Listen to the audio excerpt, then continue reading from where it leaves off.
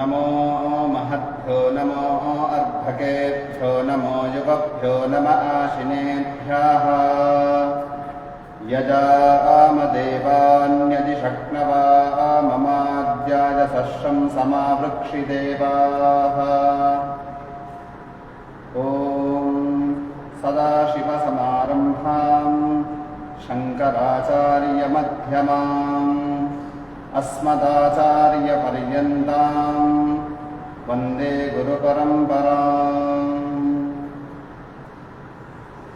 महर्षि सांदीपनि राष्ट्रीय वेद विद्या प्रतिष्ठान उज्जैन द्वारा संचालित सभी के लिए वेद कक्षाएं इस उपक्रम के इस सप्ताह में आप सभी का स्वागत है।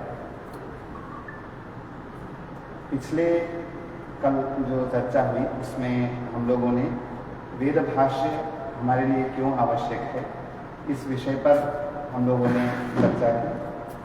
आज हम चर्चा करेंगे वेद भाष्य की जो पद्धतियां रही हैं या शैलियां जो रही हैं और वेद भाष्यकार जो रहे हैं उनमें सायण, उव्वट और महीधर का परिचय, ये आज का विषय रहेगा। तो सर्वप्रथम वेद जो हैं, जैसा कि सभी कक्षा में आप सुनते आए हैं, वो चराचर जगत सृष्टि का जो पालन है और उनमें जो नियम, यम नियम, प्राणायाम, प्रत्याहार, धारणा जो भी है वो सब वेदों से है। ये हम गत सभी कक्षाओं से सुनते हुए आ रहे हैं। अब हम भाष्य की ओर।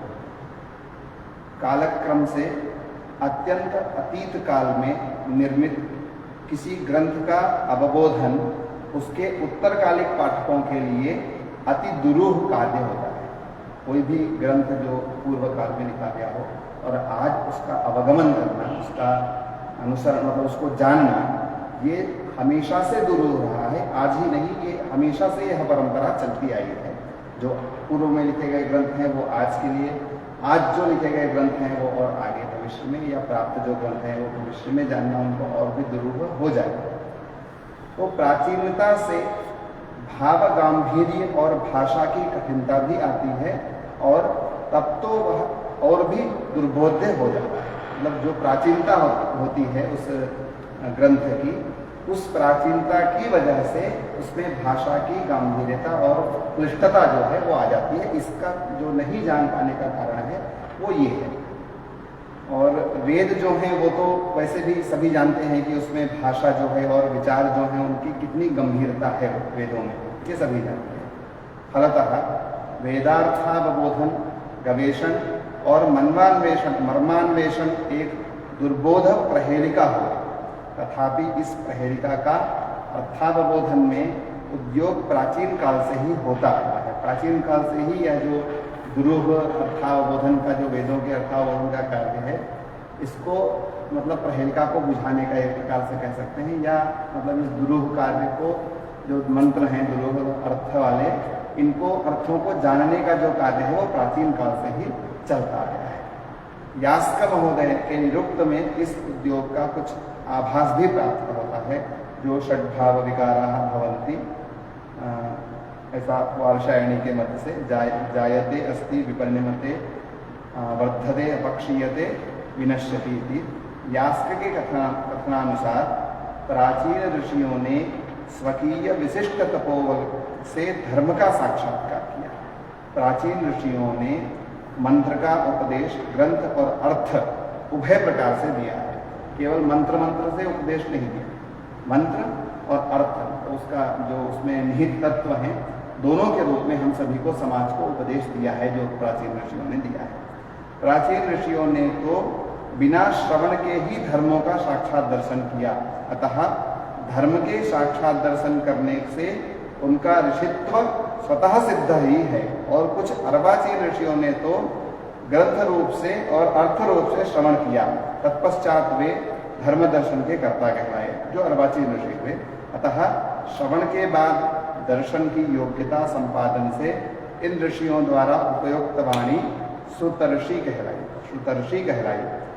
ऐसा पंक्ति भी आता है, अवरेभ्यो वरलिकेभ्यो तो शक्तिहीनेभ्यः सुतर्षिभ्यः।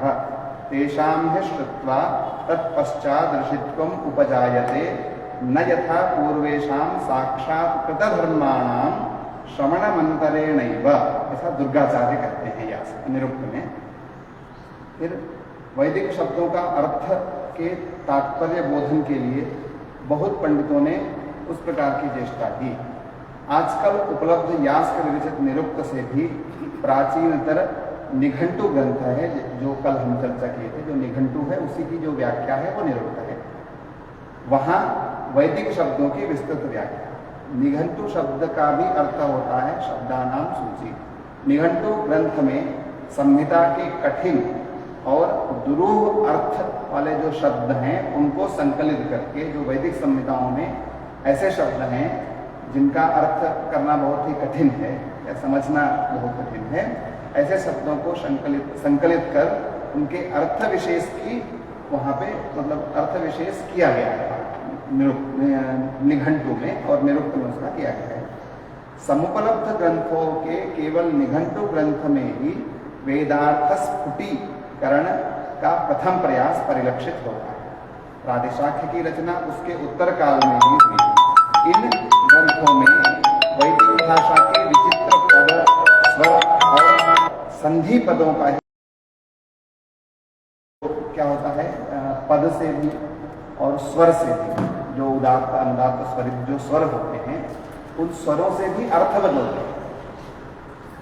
जैसा यथेंद्र तत्व स्वर पराघात ऐसा सुना होगा आपने। एक स्वर अनुदात्त उदात्त करने पर कल्याण की जगह उसका अनिष्ट हो गया, तो इसलिए स्वर के बदलने से भी जो है अर्थ बदल जाता है। इसलिए कहते हैं कि शुद्ध उच्चारण शकार का जो है वो बहुत ही महत्व रखता है। इसलिए शुद्धोच्चारण वेदों में बहुत महत्वपूर्ण है, भाग रूप में बता रहा हूँ। फिर यास्क द्वारा स्वनिरुक्त में कौत्स्य नामक आचार्य का मत उल्लिखित है। अब कौत्स्य जो है ये एक प्रकार से इनके जो मत हैं ये सभी खंड मतलब जो है नास्तिक रूप में ऐसा कह सकते हैं, जो दर्शन है उस रूप में आते हैं। तो इनका खंडन भी यहाँ किया है।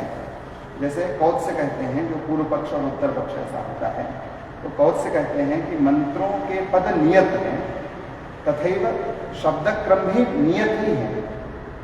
सामवेद का प्रथम मंत्र जो है अग्न आया ही रीतये, ये पद विपरीत क्रम में वन्हे हैं आगच्छ पानय, मतलब पद उसके दूसरा पद लेके, यदि हम ऐसा हम नहीं कर सकते हैं, जो वेद मंत्र में लिखा है उसको हम बदल नहीं सकते हैं। फिर कहा है आनुपूर्वीय क्रम भी नियत ही है। पूर्वोक्त मंत्र में व्यवस्थापित किया है अग्न आया ही जो है, यहाँ पदक्रम को परिवर्तन व्यतिक्रम से आया यज्ञ मतलब पहला पद बाद में और बाद वाला पद पहले, ऐसा भी नहीं कर सकते। इसका नियत और आनुपूर्वीय अर्थ क्या है? यदि मंत्र सार्थक हो तो उनके पदों का पदक्रम का भी परिवर्तन, सार्थक वाक्य शैली भी सर्वथा तर्क संगत हो। इस प्रकार नियत वाचो युक्तयः नियतानुपूर्व्याः भवन्ति, निरुक्त में कहा है। इसका जो सिद्धांत पक्ष कहते हैं यास्क, लौकिक भाषा में भी पदों का नियत प्रयोग होने पर उसके पदक्रम का नियत रूप दृष्टिगोचर होता है। जैसे इंद्राणी एवं पिता पुत्रो, इन दोनों के मतलब यहाँ पे कहने का आशय ऐसा है कि इतनी प्रौढ़ भाषा में बोलूँगा तो शायद थोड़ा सा हो। जैसे वेद मंत्रों में जो पद जहाँ दिया है उसको इधर उधर हम नहीं कर सकते हैं, ऐसे लोक भाषा में भी मतलब लौकिक भाषा में भी ऐसा होता है कि जो पद जहाँ दिया है उसको हम इधर उधर नहीं कर सकते हैं, ऐसा कहा है। तो इन दोनों के प्रयोग में ना तो क्रमभंग कर सकते हैं और ना ही शब्द परिवर्तित ही कर सकते हैं। इस प्रकार नियमाभाव से भी इन शब्दों की सार्थकता सदा सिद्ध होती है। फिर तो दूसरा जो कहते हैं, ब्राह्मण वाक्यों द्वारा मंत्रों का विनियोग विशिष्टानुष्ठानों में होता है। यथा शुक्ल यजुर्वेद में पुरोप्रथस्व, इस मंत्र का विनियोग प्रथम कर्म में और विस्तार कार्य में शतपथ ब्राह्मण करता है। यदि मंत्रों में अर्थद्योतन की क्षमता होती तो स्वतः सिद्ध अर्थ और मंत्र के ब्राह्मण ग्रंथ से विनियोग दर्शन की अपेक्षा कैसे होती? निरुक्त में कहा है अथापि ब्राह्मणेन रूप संपन्नाः विधीयन्ते पुरोप्रथस्व इति प्रथयति। प्रोहाणी इति प्रोहते। फिर इसका यास के जो सिद्धांत पक्ष बोलते हैं, ये पूर्व पक्ष था, सिद्धांत पक्ष बोलते हैं ब्राह्मण ग्रंथ मंत्रों का विनियोग विधन मुद्रितानुवाद मात्र ही है, अर्थात मंत्रों में अर्थ प्रतिपादन अभीष्ट होता है, उसी अर्थ का अनुवाद ब्राह्मण ग्रंथों में है। फिर तीसरा पक्ष बोलते हैं मंत्रों का अर्थ जो है वो अनुपपन्न होता है, अर्थात बोलेंगे यह उत्पत्ति या मुक्ति से यह सिद्ध नहीं हो सकता। यजमान कहता है औषधे त्रायस्व एनम, अर्थात हे औषधि तुम इसकी रक्षा कर। औषधि तो स्वयं ही निर्जीव है, तो वो स्वयं की रक्षा कैसे करने में समर्थ है, वो वृक्ष की रक्षा कैसे कर सकती है या किसी की भी रक्षा कैसे कर सकती है। यजमान स्वयं परशु से वृक्ष के ऊपर प्रहार करता है और कहता है हे परशु तू इस वृक्ष को मत काट, इससे अनुपन्न अर्थ होते हैं। औषधे त्रायस्व एनम स्वधीते मा एनम हिंसी इत्यहम हिंसन निरुक्त न्याय है। यजमान स्वयं इसके ऊपर प्रहार करता है, उसी की रक्षा के लिए प्रार्थना भी करता है, इसीलिए मंत्र अनुपन्नार्थ होते हैं, मतलब रक्षा के लिए भी कहता है और स्वयं प्रहार भी करता है। पूर्व पक्ष, हाँ पूर्व पक्ष है ये। उत्तर पक्ष में सिद्धांत पक्ष में बोलते हैं वैदिक वेद मंत्रों का अर्थ अनुपन्न नहीं है, अनुपन्न है, अनुपन्न नहीं है। परशु प्रहार काल में जो हिंसा की चर्चा है वो जो चर्चा है वो वेद विहित है, ऐसा बताया गया है। तो इसीलिए जो किसी भी वृक्ष का यज्ञार्थ विधि पूर्वक शाखाच्छेदन का जो शाखाच्छेदन जो करते हैं विधि पूर्वक, उसको हिंसा नहीं कहते हैं। ये हिंसा ऐसा कहने से यह प्रतीत होता है प्रत्येक विशिष्ट वैदिक के कहने के लिए यह विधान है। इस प्रकार से अन्य आगमनों को भी जानना चाहिए, मतलब जो इसमें क्या है अनुगृह्णाति यज्ञ विनियोगार्थ विधानतः छिंदन दुर्गाचार्य ने कहा है। मतलब इसमें यह कह सकते हैं कि जैसे हम विधि पूर्वक किसी शाखा का छेदन करते हैं तो उसको हिंसा नहीं मानते, क्योंकि उसका उपयोग के लिए हम कर रहे हैं और विधि पूर्वक कर रहे हैं। इसलिए फिर आता है कि वैदिक मंत्रों में परस्पर विरोध भी दृष्टिगोचर होता है। पूर्व पक्ष कहते हैं रुद्र के विषय में यह द्रष्टव्य मंत्र है एक एव रुद्रो वतस्थे न द्वितीयः, तैत्तिरीय संहिता में आता है रुद्र एक ही है, कोई अन्य नहीं, ऐसा प्रतिपादित होता है। फिर आगे दूसरे मंत्र में कहता है असंख्यानाम सहस्राणि ये रुद्र अधिभूम्याम, इस धरा पर असंख्य रुद्र हैं। तो पहले कह रहा है कि एक ही रुद्र है, फिर कह रहा है असंख्य रुद्र है। तो मतलब मंत्र में पूर्व पक्ष कहता है कि मंत्र में परस्पर ही विरोध दिखता है। तो इस प्रकार से एकता और अनेकता में संदेह से रुद्र के विषय में किसी भी तथ्य का निर्णय संभव नहीं है। अथापि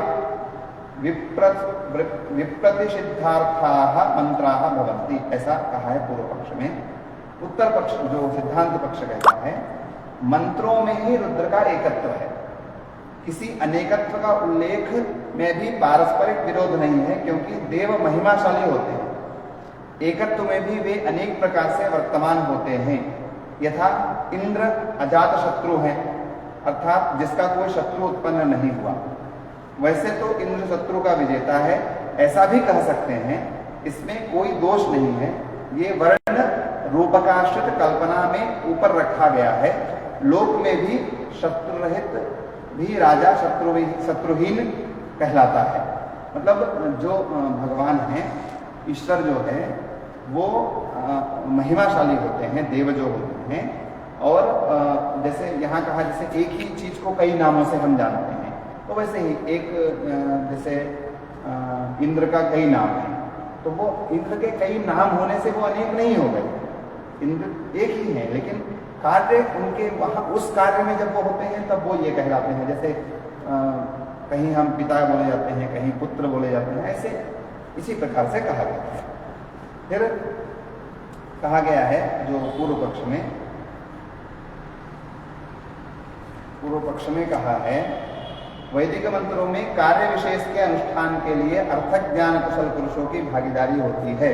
यथा होता को कहते हैं कि अग्नये समिध्यमानाय अनुब्रूहि, प्रज्वलित अग्नि के लिए दो, अग्नि के लिए समिधा दो, ऐसा होता स्वकर्म में निरत होने पर भी उसके नियोजन के लिए उक्ति निरर्थक होती है। जब होता का काम ही यही है तो उसको क्यों ये बोलना है कि तुम ये करो, ऐसा यहाँ पे पूर्व पक्ष कह रहा है। उत्तर पक्ष कहता है यज्ञानुष्ठान में परिचित भी संप्रेषण अव्यर्थ नहीं बोल सकता, क्योंकि विशिष्ट अतिथि के आगमन पर मधुपर्क दान सर्वविदित है। सभी जानते हैं कि कोई विशिष्ट व्यक्ति आता है तो उसके लिए मधुपर्क, मतलब मधुपर्क यहाँ शब्द लिया है, लेकिन कोई भी आता है तो चाय नाश्ता हम कराते हैं, सबको पता है, लेकिन फिर भी हम बोलते हैं कि ले आइए। तो ये नहीं बोल, अतिथि का सत्कार करना है सबको पता है, लेकिन फिर भी हम बोलते हैं। तो वैसे ही यहाँ पे फिर भी लोक व्यवहार में भी विधि पुरुष से 3 बार मधुपर्क याचना होती है। उसी प्रकार ब्राह्मण ग्रंथ की भी संप्रेषणा निरर्थक नहीं है, इस प्रकार से खंडन करते हैं। तो ये जो है पूर्व पक्ष उत्तर पक्ष जो था यास्क का ये रहा। फिर पाश्चात्य पद्धति जो रही, जो पाश्चात्य पद्धति है जो इसकी जो अपने भाष्य की वेदार्थानुसंधान विषय में आजकल प्रधानतया 3 मत, जिनमें प्रथम पाश्चात्य वैदिकार्थ अनुसंधानकर्ताओं का मत है, अन्य 2 मत भारतीय विद्वान के ही। पाश्चात्य पंडितों के मतानुसार वेदार्थानुशीलन के लिए तुलनात्मक भाषा शास्त्र का और ऐतिहासिक ग्रंथ का अध्ययन भी अति आवश्यक है। भारत के अलावा दूसरे देशों के लोगों का आचार व्यवहार का ज्ञान भी वेदार्थानुसंधान में आवश्यक है। ये पाश्चात्य मत है, जो विदेशी विद्वान जो है उनका मत है, जिससे इन दोनों की पारस्परिक तुलना से ही हमारे वैदिक धर्म का मूल स्वरूप का परिचय हो सकता है। इसी कारण से यह ऐतिहासिक पद्धति के नाम से भी जानी जाती है, हिस्ट्री मेथड ऐसा भी इसको जानते हैं। भारतीय परंपरा के प्रति वैदेशिक विद्वान उदासीन ही रहे हैं प्रायः, अतः वे आंग्ल विद्वान ब्राह्मण टीका का आक्षेप करते हैं। इस प्रकार से यहाँ जो है पाश्चात्य विद्वान जो हैं वो भारतीय परंपरा को लेके चलते हैं, लेकिन भाषा शास्त्र में मानव शास्त्र जैसे अन्य विषयों को ही वो जानते हैं। इस पद्धति जो ये पाश्चात्य पद्धति है, अनेक गुण हैं और अवगुण भी हैं। वेदों का आविर्भाव इसी में हुआ, मतलब ये जो आर्यावर्त में हुआ, भारत में हुआ। वेद निहित तत्व को आश्रित कर कालांतर में स्मृत्यादि ग्रंथों का प्रणयन हुआ। वेद भारतीयों की अपनी समृद्धि है। ऋषि आत्मज्ञानी विद्वानों को तथा तत्वदृष्टा महर्षियों ने वेदों का दर्शन जैसे किया वैसे ही उनका अनुशीलन करना हमारा कर्तव्य है। उन्होंने जैसे मतलब जो उसको देखा वैसे ही उनका उस पवित्रता से उनका अनुशीलन हमें करना है। मंत्र है, कुछ भी अर्थ हमें नहीं करना है। कहने का आशय यहाँ यह है कि जिस पवित्रता से और जिस मतलब उसका अनुशीलन जो है हमारे जो महर्षियों ने जो है देखा, उसको दर्शन किया वेद मंत्र का, उसी पवित्रता से उनका अनुशीलन हमारा सभी का कर्तव्य है। उसी रूप में उनके गूढ़ार्थ अवबोधन ही वेद के अर्थ वास्तविक अनुशीलन है, ऐसा कह सकते हैं। फिर इसमें जो है आता है आचार्य सायण का जो है परिचय थोड़ा सा करेंगे। तो आचार्य सायण जो है मध्ययुगीन भाष्यकारों में आचार्य सायण लगभग 14वीं शताब्दी के ऐसे भाष्यकार हैं जिन्होंने वैदिक वाङ्मय के विस्तृत साहित्य पर अपनी लेखनी चलाई और वे वेद से लेकर ब्राह्मण ग्रंथ आरण्यक तक के भाष्य करते चले गए। संभवतः प्राचीन और मध्य में इनमें से किसी भी कालखंड में वेद और वैदिक साहित्य पर एक स्थान पर इतना कार्य नहीं हुआ है जितना आचार्य सायण के नेतृत्व में किया गया। वेदार्थ पद्धति की दृष्टि से आचार्य सायण ने आधुनिक आचार्यों का मतभेद हो सकता है, लेकिन उनका वेदभाष्य आज भी वेद पिपासुओं के पथ को आलोकित करता है और मतभेद रखने वाले आचार्य भी सायण को ही आधार मानकर आगे बढ़ते रहे। यही कारण है कि देश और विदेश के सभी विद्वान आचार्य सायण को आदर की दृष्टि से देखते हैं और बहुत सीमा तक उनका अनुसरण करने का प्रयास करते दिखाई देते हैं। आचार्य सायण ने स्वभाष्य लेखन में स्मृति पुराणादि ग्रंथ से यथा आवश्यकता सहायता ली। उन्होंने परंपरागत अर्थ भी स्वीकार किया। उनके प्रमाण की पुष्टि के लिए आवश्यकता अनुसार यत्र तत्र पुराण, इतिहास, स्मृति, महाभारत आदि ग्रंथ से प्रमाण एकत्र कर उल्लेख किया। वेद के अर्थ ज्ञान के लिए षडंगाध्ययन का भी महत्व है। जो कल हम जो चर्चा किए थे, जो शिक्षा, कल्प, निरुक्त, व्याकरण, ज्योतिष, छंद, जो षडंग हैं, वेद के अर्थ के जानने के लिए यह षडंग का अध्ययन भी बहुत ही महत्व रखता है। सायण तो इस सिद्धांत से पूर्ण परिचित है। इन्होंने ऋग्वेद के प्रथमाष्टक व्याख्या में शब्दों के पर्यालोचन में व्याकरण के नैपुण्य से निरूपण किया है। मतलब जो शब्द पहली बार आया है उसका इन्होंने पूरी व्याकरणात्मक टिप्पणी दी है भाष्य में। बहुत अच्छा भाष्य किया है इन्होंने। प्रायः प्रत्येक महत्वपूर्ण शब्द की उत्पत्ति में, सिद्धि में स्वराघात वर्णन को पाणिनीय सूत्र की सहायता से और प्रातिशाख्य की सहायता से किया है। वही जो विषय मैंने है। निरुक्त का उपयोग किया गया है इस भाष्य में। यास्क ने व्याख्या की है, ऐसा सायणाचार्य उन मंत्रों के भाष्य लेखन काल में स्पष्ट लिखा है। इसको छोड़कर सायणाचार्य ने ऋग्वेद के प्राचीन भाष्यकर्ता स्कंदस्वामी, माधवादिकृत अर्थ भी यथास्थान ग्रहण किया है। जो ऋग्वेद के जो प्रथम भाष्यकार माने जाते हैं वो स्कंदस्वामी माने जाते हैं, और उस क्रम में और भी भाष्यकार रहे हैं। वो अगली कभी कक्षाओं में चर्चा होगी। तो जो उनके अर्थों को भी, जो पूर्व में जो भाष्य हुए हैं और जहां लगा है सायणाचार्य जी को, उनके अर्थों को भी उन्होंने लिया। कल्पसूत्र का भी उपयोग सविस्तार किया स्वभाष्य में। यज्ञ विधान में सायण की प्रगाढ़ प्रतिभा परिलक्षित होती है और भी कल्पसूत्र विषयगत आवश्यक तत्वों के वर्णन प्रसंग में सर्वत्र अपनी विशिष्ट प्रतिभा का भी प्रदर्शन किया है। जो सायणाचार्य जी का जो भाष्य है वो प्रायः जो है वो यज्ञ को ज्यादा परिलक्षित करता है, ऐसा माना जाता है। सूक्त की व्याख्या के आरंभ में ही उनके विनियोग, ऋषि, देवतादि जानने योग्य तथ्य का वर्णन, प्रामाणिक ग्रंथ का उद्धरण प्रस्तुत किया है। सूक्त संबंधी उपलब्ध आख्यायिका भी सप्रमाण समुपस्थापित की गई है।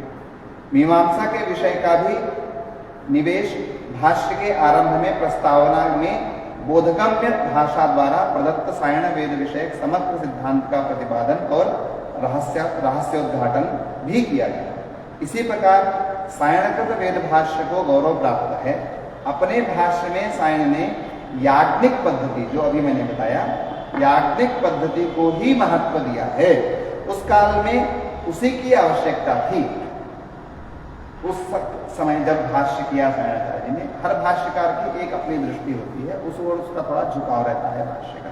तो सायणाचार्य जी की जो है याज्ञिक पद्धति की तरफ थोड़ा भाष्य झुका हुआ हमें दिखाई देता है। इसी कारण से मध्य में सायणाचार्य का विशिष्ट महत्व है। सायण भाष्य के बिना वेदार्थानुशीलन की कैसी दशा होती ये कहा नहीं जा सकता। यथेष्ट व्युत्पत्ति के आधार पर एक ही अर्थ के विरुद्ध बहुत प्रकार से अर्थ करने में प्रवृत्त पाश्चात्य पंडितों के बीच परमगतार्थ का ही अपने भाष्य में स्थान देने वाले सायण को छोड़कर उचित मार्ग को कौन प्रदर्शित करने में समर्थ है। वस्तुतः आंग्ल की शिक्षा पद्धति को हमने स्वीकार कर लिया। आंग्ल जनस्वार्थ प्रवृत्ति से हमारे इन वेदोपनिषद स्मृति पुराण का तिरस्कार किया। हमने भी उनको सहन किया। आक्रांता स्वार्थ बुद्धि वाले और अंधे हो गए, परंतु हम भी अज्ञानता से, दूसरे के ज्ञान से अंधभक्त हो गए। प्राचीन काल के हमारे देश के राजा विद्वज्जन को अपनी सभा में आश्रय देते। प्राचीन काल में हर राजा के पास जो विद्वानों की एक सभा, संस्कृत अध्ययन अध्यापन, वेद वाङ्मय का अध्यापन और इसके आधार पर वृत्ति देने का कार्य जो है वो राजाओं का होता है।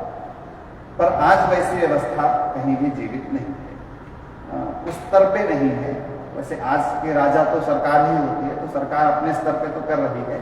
हम भी सब सरकार के सौजन्य से ही हमें जो प्राप्त हो रहा है ये हो रहा है। आज इससे पुराणादि ग्रंथ वेदार्थ व बोधार्थ की परम आवश्यकता है। सायण वैदिक संप्रदाय के यथार्थ ज्ञाता थे। इससे वह वेद भाष्य वस्तुतः वेदार्थ प्रतिपादक भाष्य में मूर्धन्यतम भाष्य है, जो कि दुर्गम वेद दुर्ग में सरलतया प्रवेश कराता है, वेदार्थ जिज्ञासुओं का सरलतम प्रवेश कराता है। वैदिक विद्वानों पर बहुत ऋण है सायणाचार्य का। पाश्चात्य पंडितों ने वेदार्थावबोधन में विपुल प्रयास किया। इस प्रयत्न में वे जो थोड़ी कुछ सफलता प्राप्त कर सकते हैं वो सायणाचार्य की अनुकंपा का ही फल है। मतलब जो भी विदेशी या पाश्चात्य जो भाष्यकार रहे हैं उन्होंने जो सायण भाष्य को, और आज भी अभी भी मतलब सायण भाष्य जो है वो बहुत ऊपर रखा जाता है, बहुत प्रधान माना जाता है, और प्रायः हर विश्वविद्यालय हो या जहाँ भी हो सायण भाष्य को पढ़ाया जाता है हर जगह, और प्रामाणिक भी माना जाता है। सायण भाष्य की सहायता से ही पाश्चात्य पंडित वैदिक मंत्र का अर्थावबोधन में काम कर सके। किन्हीं शब्द के अर्थावबोधन में विरोधाभास को देखकर सायणाचार्य का उपहास उनके द्वारा किया गया। ये कहीं कहीं वो भी मिलता है, विरोध भी होता है सायणाचार्य जी का कि कुछ कुछ भाष्यों को लेकर, लेकिन मुख्यतः संहिता पंचक पर ऐसा सुव्यवस्थित, पूर्व और विरोध हीन, उपयोगी और पांडित्यपूर्ण भाष्य लेखन अतीव श्रम साध्य है। अभी आगे विषय आएगा। सायणाचार्य जी ने जो वेद भाष्य पे कार्य किया है वैसा कार्य न उनके पूर्व में किसी ने किया और न उनके पश्चात अभी तक किसी ने इतना मतलब इतने बड़े स्तर पे भाष्य करने का जो है सामर्थ्य दिखाया है अभी तक किसी ने। फिर इस प्रकार की महत्ता और उपादेयता भाषा दृष्टि से भी विचारणीय है। ये वैदिक भाषा ऐसी है जो भाषा विदों के मध्य में फैला हुआ प्राचीन भाषा विषयक मतभेद को हटाती है। अब के भाषा शास्त्र पंडित चाहते हैं कि इनके द्वारा कहा गया विषय पूर्णतया परिपक्वता को प्राप्त हो। वे वेदों को धारण और अनुशीलन कर उस भाषा में समाहित पोर्ट्रे नाइट फॉर्च्यून इत्यादियों के मूल रूप को और उनके रूपांतरता को सही करते हैं, और ये भी जानते हैं कि भौतिक अर्थ में प्रयुज्यमान पद युगांतर में किस प्रकार आध्यात्मिक अर्थ में प्रयुक्त होने प्रारंभ हो गए। बड़े ही प्रयत्न और प्रयोजन साधक होने से वस्तुतः सायण भाष्य महत्वपूर्ण ग्रंथ है, और सायणाचार्य की अनुकंपा से वेदार्थ में प्रविष्ट पाश्चात्य पंडित कहते हैं सायणाचार्य का बहिष्कार करिए, ऐसा कहते हैं पाश्चात्य पंडित। जैसा मैंने भी बताया कहीं कहीं उनका विरोध भी होता है। तो वहां क्या आश्चर्य और क्या वेदना। यद्यपि सायणाचार्य के भाष्य भी दोष रहित हैं, ऐसा नहीं कह सकते हैं। दोष क्योंकि मानव कृति में त्रुटि रहित कार्य की कल्पना व्यर्थ ही है। कोई भी मानव कृति होगी उसमें त्रुटियां तो रहती ही हैं, और सायणाचार्य जी भी एक मनुष्य ही थे। फिर भी सायणाचार्य परंपरागत अर्थ के ज्ञाता हैं, यहाँ लेश मात्र भी संदेह नहीं है। सायणाचार्य के वेद भाष्य वेदार्थ ज्ञान की कुंचिका के रूप में दिखती है। वेदों के दुर्गम अर्थ में प्रवेश के लिए इस भाष्य में विशाल सिंहद्वार जैसा कार्य करते हैं जो सायणाचार्य के भाष्य। सायणाचार्य जी द्वारा जो भाष्य किए गए हैं, किन किन उस पर भाष्य किए गए हैं। जो सर्वप्रथम भाष्य किए तैत्तिरीय संहिता कृष्ण यजुर्वेद की, उसके बाद ऋग्वेद संहिता, सामवेद संहिता, कान्व संहिता जो है शुक्ल यजुर्वेद की, अथर्व संहिता, तैत्तिरीय ब्राह्मण, तैत्तिरीय आरण्यक, ऐतरेय ब्राह्मण, ऐतरेय आरण्यक और तांड्य पंचविंश महाब्राह्मण, षड्विंश ब्राह्मण, सामविधान ब्राह्मण, आर्षेय ब्राह्मण, देवताध्याय ब्राह्मण, उपनिषद ब्राह्मण, संहितोपनिषद ब्राह्मण, वंश ब्राह्मण और शतपथ ब्राह्मण जैसे ऐसे 18 जो वैदिक वाङ्मय के ग्रंथ हैं, इन पे भाष्य किया गया है। शतपथ के विषय में आपने पहले भी सुना है। शतपथ अपने आप में बहुत ही बड़ा ग्रंथ है, 100 अध्याय हैं। उन 100 अध्यायों पे भाष्य किया है सायणाचार्य ने। सामवेद के जो 8 अष्ट ब्राह्मण हमें प्राप्त होते हैं, उन 8 ब्राह्मणों पर भाष्य किया है आचार्य सायण ने।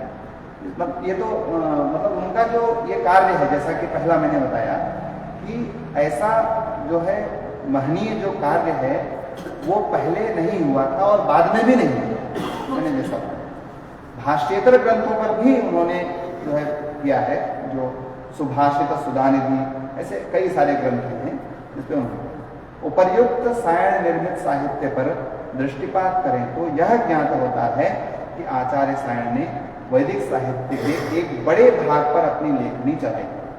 मूल चारों वेदों की संहिताओं के भाष्य के साथ उन्होंने तत्त संहिताओं के ब्राह्मणों आरण्यकों के भाष्य भी किए। आचार्य बलदेव उपाध्याय सायण के कर्तृत्व का मूल्यांकन करते हुए कहते हैं, शुक्ल यजुर्वेद का जो अभी मैंने बताया मात्र एक ही ब्राह्मण मिलता है, वह है शतपथ ब्राह्मण। यह विपुलकाय ब्राह्मण 100 अध्यायों में विभक्त है। शतपथ ब्राह्मण सायण ने इस ग्रंथ रत्न की सुंदर व्याख्या लिखी। सामवेद के जो अष्ट ब्राह्मण मिलते हैं, इन 8 ब्राह्मणों पर सायण ने व्याख्या लिखी। ऋग्वेद के जो 2 ब्राह्मण और 2 आरण्यक मिलते हैं, ऋग्वेद के 2 ब्राह्मण 2 आरण्यक ही अभी प्राप्त होते हैं, उन दोनों पर भी ऐतरेय ब्राह्मण और कौशितकी ब्राह्मण, ऐतरेय आरण्यक और कौशितकी आरण्यक, इन दोनों ब्राह्मणों और दोनों आरण्यकों पर भी आचार्य सायण ने व्याख्या लिखी। इसमें सायण ने पहले दोनों पर व्याख्या। इसी प्रकार कृष्ण यजुर्वेद की एक शाखा से संबद्ध ब्राह्मण तथा आरण्यक की व्याख्या की, जो तैत्तिरीय आरण्यक और तैत्तिरीय ब्राह्मण। कृष्ण यजुर्वेद की अनेक शाखाओं के ग्रंथ उपलब्ध हैं, किंतु आचार्य सायण ने जो है तैत्तिरीय शाखा को ग्रहण किया। इस प्रकार सायण ने वैदिक साहित्य के एक विशाल भाग के ऊपर अपने विस्तृत तथा प्रामाणिक भाष्य। यह कार्य इतना महत्वपूर्ण हुआ है कि उनकी समता ना तो किसी प्राचीन आचार्य से ही की जा सकती है और न किसी परवर्ती भाष्यकार से, क्योंकि किसी ने भी इतने वैदिक ग्रंथों पर भाष्य नहीं बनाए। यही सायणाचार्य के भाष्यों का महत्व है। इस प्रकार जो है जो कुछ पाश्चात्य अनुसंधानकर्ता जो हुए हैं, सायण के महत्व से वह अपरिचित नहीं थे। हालांकि वो कहते थे सायण का बहिष्कार करिए, लेकिन फिर भी वो जानते थे कहीं न कहीं कि सायण का ये जो वेद के अर्थावबोध में कितना महत्व है, ये कहीं न कहीं उनका मन इस चीज को स्वीकार करता था।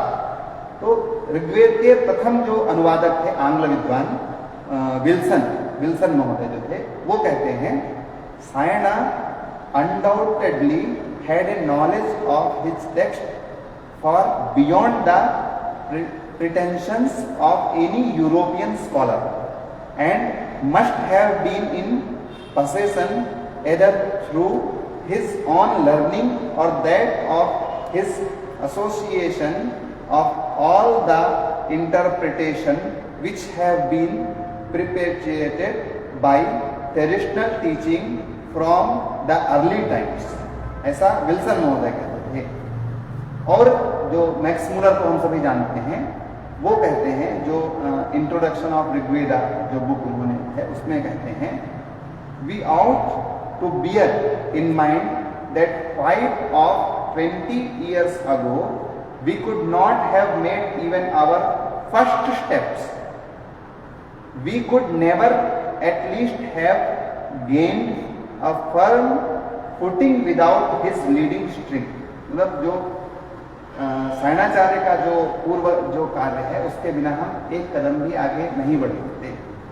वेदार्थ ज्ञान में वस्तुतः सायणाचार्य अंधे के लिए लाठी के समान है। सौभाग्य से सायण के प्रति अब तो पाश्चात्य पंडितों में भी विचार परिवर्तन हो गए हैं। उनमें अब उपेक्षा के स्थान पर सम्माननीय भाव दिखता है। सायणकृत वेदार्थ की प्रामाणिकता भी प्रमाणित हुई पाश्चात्य विद्वानों के संबंध में। इस विषय में जर्मनीय विद्वान पिशल और गोल्डनर ने बहुत महत्वपूर्ण कार्य किया है। दोनों विद्वानों ने विदेशेस्तुदियन वैदिकानुशीलनम नामक ग्रंथ के 3 भागों में विविध गूढ़ वैदिक शब्दों का अनुसंधान किया, जिससे सायणाचार्य द्वारा यह अर्थ भली भांति प्रमाणित भी हुआ है। आचार्य सायण की यहाँ जो है विशेषता रही है। इस प्रकार से जो है आज जो हम परिचर्चा जो किए हैं, ये पूरा विस्तृत जो हमने विवेचन कल और आज में किया है, इसके आधार पर जो सायण की मंत्रार्थ दृष्टि के विषय में कहा जा सकता है कि उन्होंने जो मंत्रार्थ करने से पहले जो संकेत दिए थे उसी के अनुसार उन्होंने कर्मकांड परक समस्त भाष्य करने का प्रयास किया है। जैसा ये होता है कि उनका जो है यज्ञ की तरफ झुकाव है जो भाष्य है। इसके साथ ही यह कहना उचित प्रतीत होता है कि इतिहास के विषय में जो स्पष्ट उद्घोषणाएं उन्होंने की थी और उदाहरण देकर जो समझाया था कि कहीं इतिहास प्रतीत हो तो वह वास्तव में इतिहास नहीं होता, इस अपने द्वारा स्थापित मापदंड पर वे खरे उतरे। लेकिन जिस युग में सायण ने भाष्य किया, यदि उस प्रवृत्ति को ध्यान में रखा जाए तो कहा जा सकता है कि सायण मध्ययुगीन होते हुए भी उबट के समान जो है और विश्व वेद को जो समझ पा रहा है उसमें सायण का मतलब जो उबट आदि जो भाष्यकार हैं उनके भाष्य के अनुसार ही जो विश्व में जो वेदों को समझ पा रहे हैं उसमें सायण का बहुत ही अमूल्य योगदान रहा है। सायण के महत्व को सिद्ध करने के लिए आज के वेद के अनेक भाष्य उपलब्ध हैं, फिर भी सायण के बिना वेद का अध्ययन अपूर्ण माना जाता है। सायण पूर्णता से के उस शिखर पर विराजमान है जिस पर पहुंचना अभी तक किसी भी भाष्यकार के लिए संभव नहीं हो पाया है। तो कल की कक्षा में हमने वेद भाष्य हमारे लिए क्यों आवश्यक है इस विषय पे हमने प्रकाश डाला, और आज की कक्षा में हमने जो वेद भाष्य की जो शैली है, भाष्यकारों की विभिन्न भाष्यकारों की शैली है और पूर्व पक्ष उत्तर पक्ष जो है, जो वेदों को लेकर जो या वेद मंत्रों को लेकर जो पूर्व पक्ष कहे गए हैं उनका उत्तर पक्ष जो है जो समाधान किया गया है उस पे, और आचार्य सायण की जो महान कार्य जो समाज में आज हमारे सामने प्रतिष्ठित हैं वह हम सभी के सामने आज उपस्थित हुए। इतना कहकर मैं अपनी वाणी को विराम देता हूं।